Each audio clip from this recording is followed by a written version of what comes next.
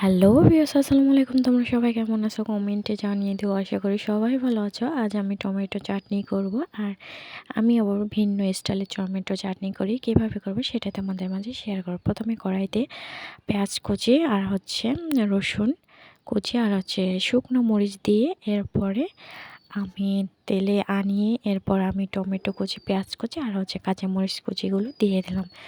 এখন আমি এটা নেড়ে চেড়ে আমি সুন্দর করে তেলে ভাজা ভাজা করে নিলাম। আর দিয়ে দিলাম হলুদ গুঁড়ো আর পরিমাণ মতো তেল।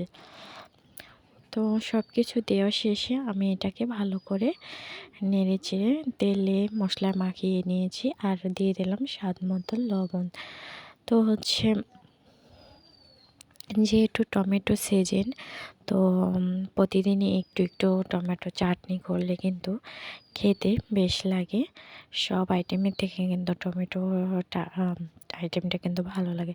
তো আমি বেশ কিছুক্ষণ এভাবে জাল করে তারপরে সিদ্ধ হলে এটাকে একবারে সুন্দর করে মিহি করে গলিয়ে তারপরে একবারে চাটনির মতো করে নেব।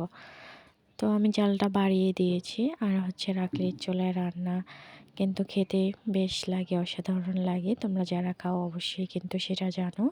তো এদিকে নাড়াচাড়া করে টমেটোগুলো কিন্তু উনে গেছে। আর আমি কড়াইতে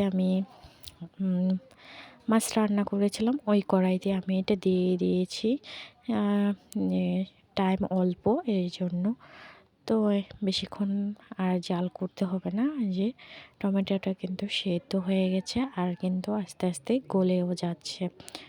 তো এভাবে কিছুক্ষণ জাল করতে করতে কিন্তু আস্তে আস্তে একটু করচুন বা চটা দিয়ে একটু নাড়াচাড়াভাবে দিলে কিন্তু শক্তিগুলো গলে যায়। আর এই টমেটোর ফাইনাল লুক ভিউয়ার্স। তবে রেসিপিটা ভালো লাগলে অবশ্যই কমেন্টে